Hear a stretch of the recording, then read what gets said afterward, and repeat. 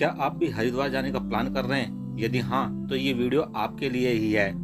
जैसे कि आप हरिद्वार कैसे पहुंच सकते हैं, कौन कौन से पैलेस हैं जो कि हरिद्वार में आपको विजिट करने चाहिए। आज की इस वीडियो में मैं हरिद्वार से रिलेटेड आपको पूरी इंफॉर्मेशन शेयर करने वाला हूँ। गंगा आरती की कंप्लीट इंफॉर्मेशन और भी बहुत कुछ। तो मेरा नाम है सुनील। तो चलिए जल्दी से वीडियो को शुरू करते हैं। सबसे पहले बात करते हैं कि आप हरिद्वार में कौन कौन से पैलेस विजिट कर सकते हो। मोस्टली पीपल हरिद्वार में स्नान करने के लिए आते हैं। आप हरिद्वार में कहीं भी रुके, वहाँ से आपको ई रिक्शा मिल जाएगी हर की पौड़ी तक आने के लिए। ई रिक्शा से उतरने के बाद में आपको कुछ दूरी तक पैदल चलना होगा हर की पौड़ी तक पहुँचने के लिए। देखिए, स्नान करने के लिए सबसे बेस्ट है हर की पौड़ी का घाट। वैसे तो आपको लोग हर जगह स्नान करते हुए दिख जाएंगे, बट मैं आपको रिकमेंडेड करूंगा कि आप हर की पौड़ी पर ही स्नान कीजिए। हर की पौड़ी पर स्नान करने की दो वजह है। एक तो वहाँ पर स्नान करना शुभ माना जाता है और दूसरा वहाँ पर सिक्योरिटी की भी पूरी व्यवस्था है और उस जगह पर पानी का फ्लो भी नॉर्मल रहता है।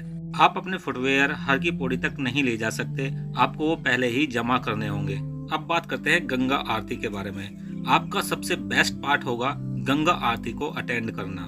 गंगा आरती के समय यहाँ पर काफी भीड़ हो जाती है और गंगा आरती का समय है शाम को 6 बजे। बाकी अगर आप गंगा आरती देखना चाहते हो तो आपको यहाँ पर थोड़ा जल्दी आना होगा ताकि आपको सही जगह मिल जाए यहाँ पर बैठने के लिए। तो आप यहाँ पर 4:30 बजे या 5 बजे तक पहुँच जाना और गंगा के किनारे पर बैठ जाना। गंगा आरती का बेस्ट व्यू आपको मिलेगा अपोजिट साइड में, जहाँ पर घंटाघर बना हुआ है। इसके बाद यहाँ पर दूसरा पैलेस जो आप यहाँ पर विजिट कर सकते हो वो है माँ मनसा देवी का टेम्पल। बहुत से लोग गंगा स्नान करने के बाद में घर वापस चले जाते हैं, पर आपको मनसा देवी टेम्पल भी जरूर विजिट करना चाहिए। ये टेम्पल सिचुएटेड है शिवाली पहाड़ियों के बिलवा पर्वत पर।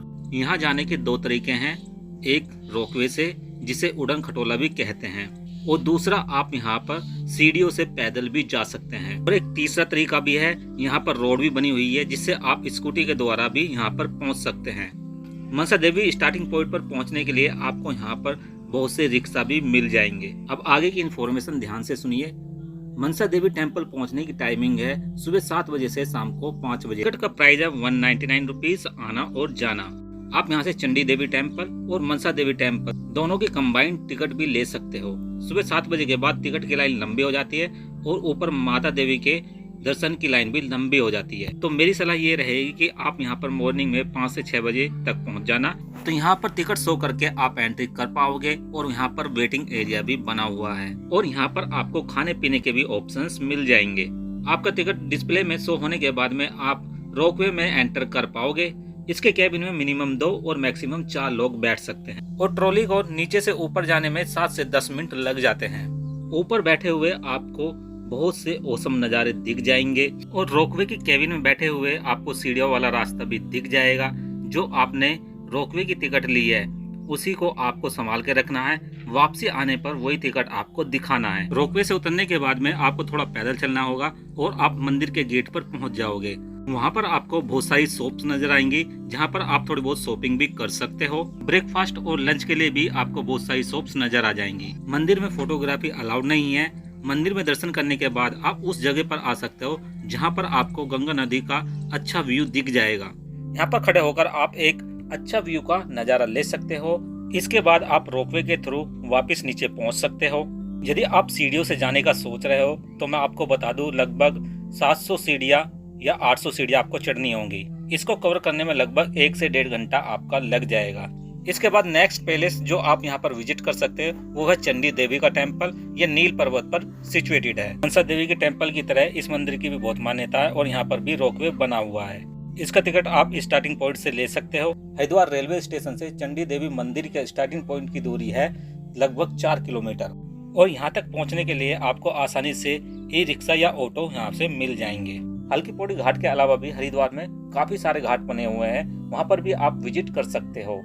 पर मैंने एक चीज नोटिस की है कि हल्की पैड़ी का घाट ही सबसे ज्यादा सेफ है, क्योंकि और घाटों पे आपको पानी का फ्लो बहुत ज्यादा देखने को मिल सकता है। और शाम को डिनर करने के बाद में यदि आपका टहलने का मन करता है तो आप आसपास के घाट पर जा सकते हो। जैसे कि रेलवे के आसपास जो घाट है वो है बिरला घाट और वहाँ पर आप पैदल ही जा सकते हो। नेक्स्ट पैलेस जो आप हरिद्वार के पास विजिट कर सकते हो वो है ऋषिकेश। हरिद्वार से ऋषिकेश तक की दूरी है लगभग 35 किलोमीटर और ऋषिकेश जाने के लिए आपको हरिद्वार बस स्टैंड से बसेस मिल जाएंगी।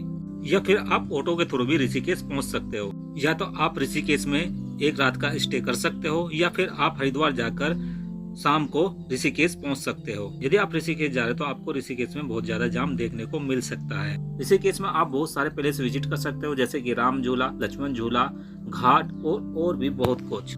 ऋषिकेश पहुंचकर भी आप गंगा स्नान कर सकते हो। यहाँ पर भी काफी घाट बने हुए हैं गंगा स्नान करने के लिए और इन घाटों पर ज्यादा भीड़ भी नहीं होती। अभी के लिए आपको मैं यहाँ पर राम झूला की एक झलक दिखला देता हूँ। राम झूला जो कि एक ब्रिज है, यहाँ पर लोग पैदल भी यात्रा कर सकते हैं आसानी से। इसके अलावा ऋषिकेश फेमस है रिवर राफ्टिंग और एडवेंचर के लिए। ऋषिकेश में राफ्टिंग बुक करने के लिए यहाँ पर आपको बहुत सारी शॉप्स नजर आ जाएंगी, जिसका प्राइस होता है 400 से 1000 रुपए तक का। ऋषिकेश में आप शाम की आरती भी कर सकते हो।